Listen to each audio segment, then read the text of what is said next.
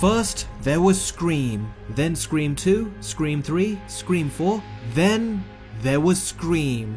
And now there's Scream 6, with Roman numerals all of a sudden. Yup, Scream is now another franchise that hates numbers for some reason. But the only numbers that matter in this video are mine.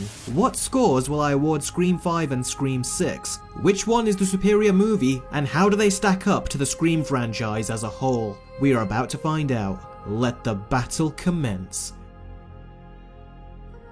One of the many things the Scream franchise is known for is its amazing opening scenes. Everyone has their own personal favourites, but mine was always the first movie. That scene was so intense that it was all the ratings board here in the UK needed to award it their highest age rating. A lot of people really like the opening in Scream 2 where Jada Pinkett Smith gets stabbed in the back, only for her to years later stab Will Smith in the back. But that was a great scene too. 3 and 4 were also great, and Wes Craven was behind all of them. Now we get to Scream 5, and Scream 5 had a great opening too. One that used a home security system to give the scene some extra modern day devices to play with. The only downside of the opening in Scream 5 is that it is pretty much a copy of the opening in Scream 1. They make reference to that, but still, that made it feel uninspired when compared to the openings in the first 4, and even the 6th for that matter. Speaking of which, a lot of people are praising the opening scene in Scream 6 for saying how different and unexpected it was. And yeah, I agree. It does surprise you. Not the kill scene, but when the killer actually takes off his mask after the kill and is revealed to be nerdy Flash Thompson with a goatee, that surprised me. But everything that came after, with him being hunted by Ghostface, it was all very predictable to me, and when it was all said and done, it was a cool opening, but it was not on the same level as the opening scenes from the previous movies. They just felt more like classic and smart Scream openings, and even though Scream 5 copied a lot of its work from Scream 1, the new things it did were really well implemented and made for a nice addition to the Scream openings. And whereas I was very numb to the stabbings in Scream 6's opening, the stabs in the opening of Scream 5 really made me raise a couple of eyebrows at how extremely amped up the violence was. So although both of these opening scenes have their flaws, I would have to say that the superior opening scene is Scream 5.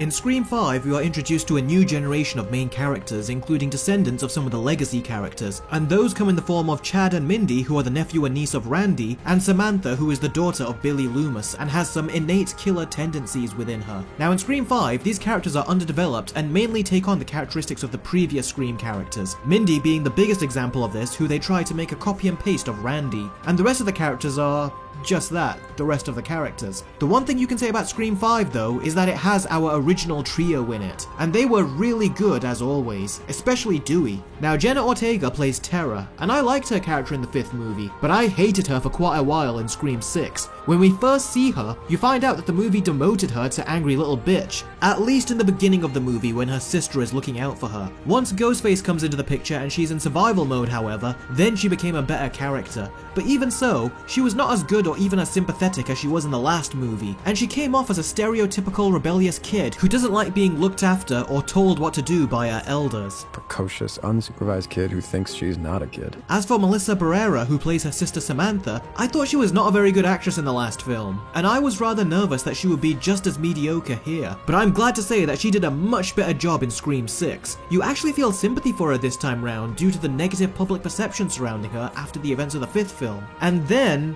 we get reintroduced to the rest of the side characters, and they just felt like generic, modern-day, artificially generated movie teenagers. Even Chad, who was acting all elderly brotherly towards Tara, then tries to hook up with her, and the setup for this sudden romance felt so wrong and poorly written. And that's our two main characters, everyone. Now Mindy had her moments in Scream 5 that were genuinely funny, but she had none of that in Scream 6, and when she explains the rules of how to survive a horror movie, she doesn't have even a pixel of the charm and charisma and comedy that Randy had when he discussed the rules of how to survive horror movies. Now in the 5th movie, her explanation was average at best, but when she did it in the 6th movie, I hated it. It was so badly executed and directed that I was cringing in my seat the whole time, and from a plot perspective, it felt so contrived and forced, and most of the rules she said was straight out copied from the rules that we were told in Scream 3. I didn't buy for 1 second that any of these kids were movie fans, and I didn't buy when anyone was talking about the movie references either, and that's a first. I mean, when a Culkin and a random kid can make the horror movie trivia sound good and interesting, but none of these characters could, that shows just how good Wes Craven was at this stuff. He knew how to cast each of his movies, and I still remember all of them and their faces and their deaths. movies. But I won't be remembering any of these characters. They are so generic that you could see all of them appearing in a random teen series on Netflix. This was a fear I had going in, and I gotta say, with our main trio brought down to just one of them, this movie did feel much more disposable and much less memorable. The only new main characters that are anything of worth in Scream 6 are Sam and Tara. They are okay, but everything else about the characters with these new Scream movies is just painfully generic. And I don't know where this Kirby hype came from. She was just another one of the characters in the 4th movie, and I don't know why people are so excited to see her back. I really don't get it. And in the end, her return in this movie sparked little to no talk from moviegoers, and honestly, I'm not surprised. I mean, Deputy Judy returning in Scream 5 was a much bigger deal than Kirby. They shouldn't have brought her back, really they shouldn't have. It just does Wes Craven's 4th movie a disservice and undoes what he intended. The one good thing about the story in Scream 6 that elevates it above the story for Scream 5 is the reveal of the killers and their motivation, and that made for a more fulfilling narrative in the end. So the movie with the superior story is Scream 6, and the movie with the superior characters is Scream 5, but only because it has our original trio in it. Now Ghostface is definitely much more aggressive in Scream 5 and 6. With the first 3 movies, the rating boards were giving director Wes Craven such a hard time and were getting him to cut scenes out left and right due to the much lower threshold for violence at that time. But over 10 years later with Scream 4, Wes Craven was given free rein to add much more violence to the movie and it got gory. But horror movies nowadays are allowed to include even more violence, and the Scream movies really took advantage of that. Scream 5 was incredibly violent and Ghostface would stab people so much more times than usual, and you would even see the violent details much more as well, and the sound effects were incredibly brutal. I actually saw the stab scar in Tara's hand in the 6th film, which was a very good attention to detail. And in Scream 6, the violence goes even further. Not only does he stab people even more times, but there is a reason for him to be more vicious here too. And this is the first of the movies where he doesn't trip over objects like he usually does, which made him more competent. And in Scream 6, this is the first time where Ghostface doesn't care if he's in public. He will still strike, and if any civilians get in his way, he'll kill them too. And that was a very unexpected change that really took me by surprise this time round, and it was really good. What was less good is just how superpowered he was. I mean, our characters could have put 1,000 locks and a tank against the door, and Ghostface would still manage to find a way to elbow himself in. And something I noticed is that the music was very different in Scream 6 when compared to the last 5. It felt like it was going for Final Destination with a bit of Alien Covenant thrown in there, which gave the scenes a slightly different kind of energy. The big problem with these 2 Scream movies, however, is that getting stabbed is not fatal anymore. In Scream 5, people get stabbed multiple times on important organs and in sensitive areas, and they somehow stay alive in the end. Even in the opening, a victim actually survives for the first time in this franchise, and you're just left scratching your head as to how that is.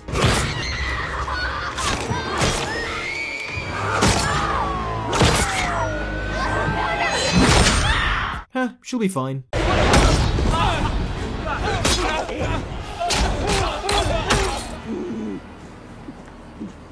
Don't worry about him, he'll survive this. In fact, in Scream 6, he'll get stabbed 50 times in the chest by 2 Ghostfaces and still keep going.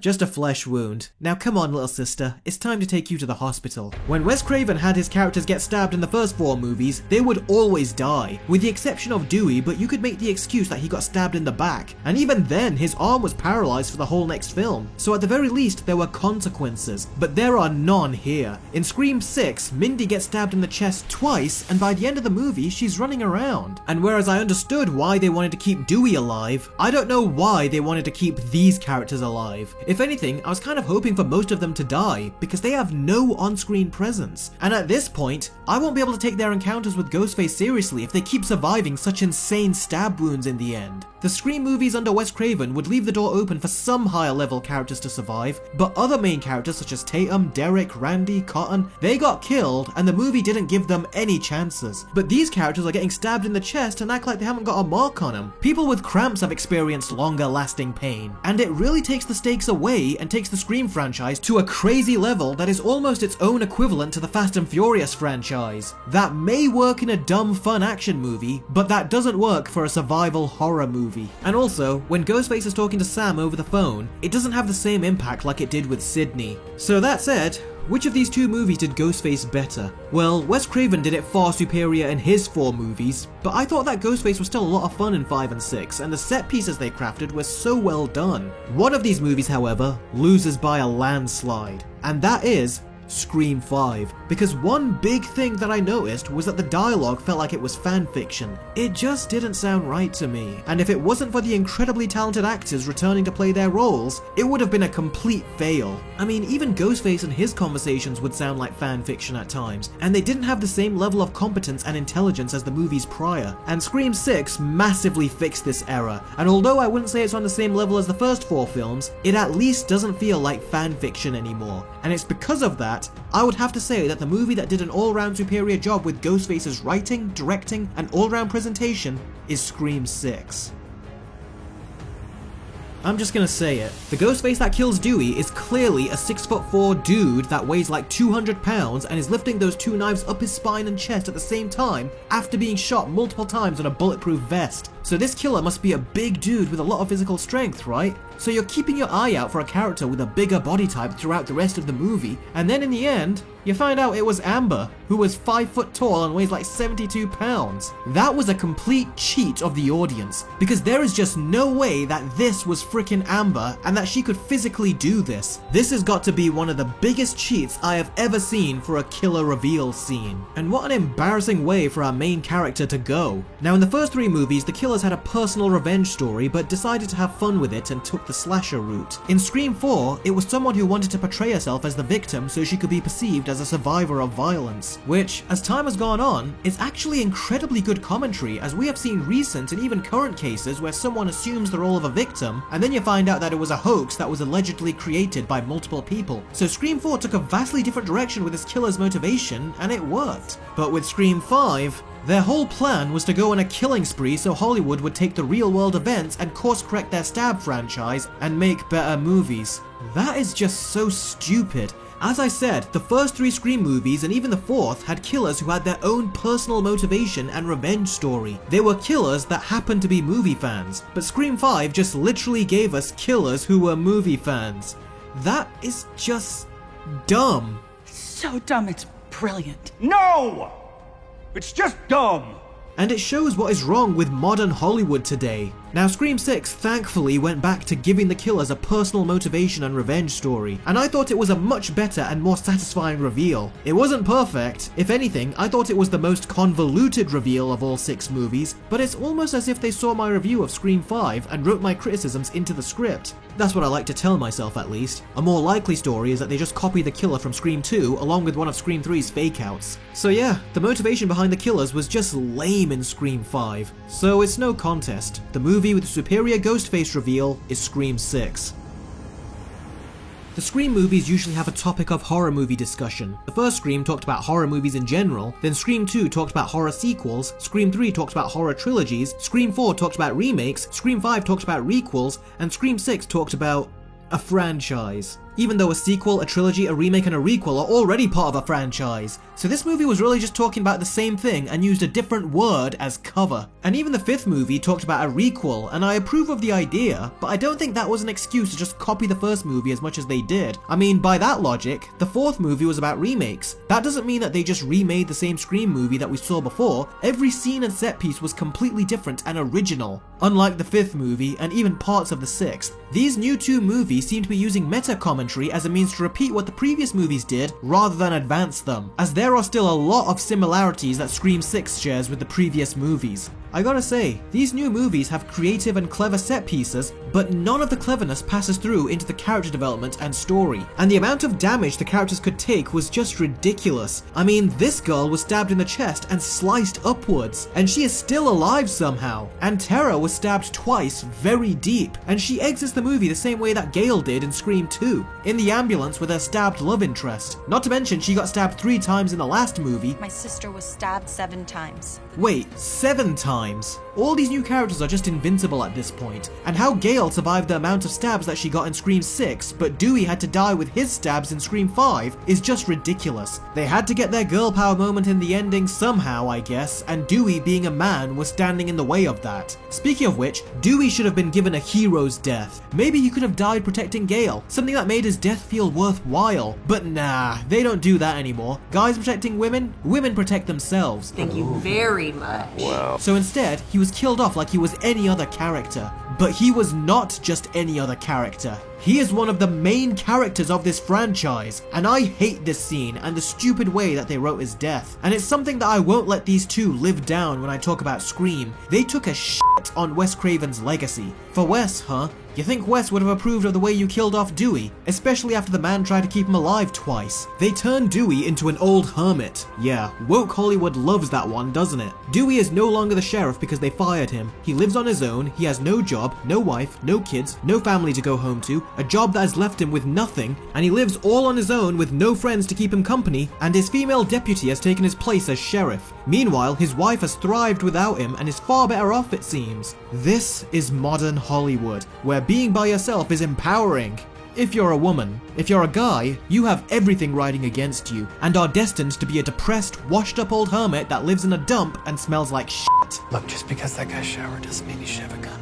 And Wes Craven would never have done that to Dewey, or any of his characters, male or female. He kept the two married in the fourth movie, and they had struggles like every couple does, but they worked through their problems and got closer by the end, which is a good message. But woke modern Hollywood comes in and says, nah, fuck the male character. Get divorced, ladies, and you will be far better off. For Wes, huh? He should have been given a proper emotional death scene with Sidney and Gale by his side, but instead, I felt nothing when I saw his death. Just like with Luke's death, John Connor's, Joel's, and soon to be Indiana Jones if those rumors are true. And let's not forget, all the characters very quickly forget about him as the movie goes on as if he meant nothing to them. The complete lack of respect aside, these new Scream movies from Matt Bettinelli and Tyler Gillett have just turned into generic slasher movies with Wes Craven's iconic villain thrown in as a safety net. The Wes Craven movies had personality, charming characters, and were written and directed by much more talented people that celebrated horror movies whilst also making their own original horror movie. And they were much more intelligent and had far more to offer than the new movies do. And also, this is the least funny Scream movie as well. It tells a lot of jokes, but it all feels uninspired and poorly written. I only smiled at like 4 of them, which is not good for a Scream movie.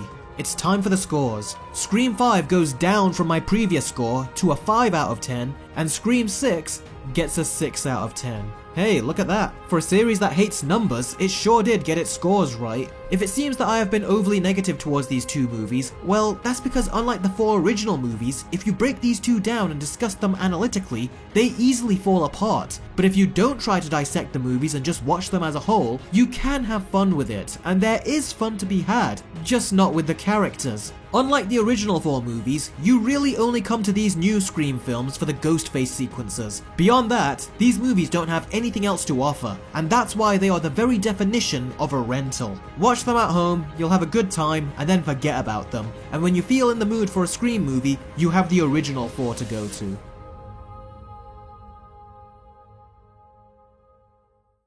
A big thanks to my patrons for continuing to support me through means other than YouTube. I'm glad to see that you're enjoying all the exclusive content, and I have plenty more on the way, including brand new shows exclusively to Patreon. And by the way, we just need 4 more patrons now to reach 50, which will be our first big milestone. Comment below with your thoughts on the new Scream movies, as well as your thoughts of the Ghostface reveals and how they compare to the Ghostface reveals from Wes Craven's first 4 movies. And thanks to everyone for watching, I really do appreciate it. Stay tuned as I have plenty more videos planned and on the way, and I will see all of you very soon. Take care.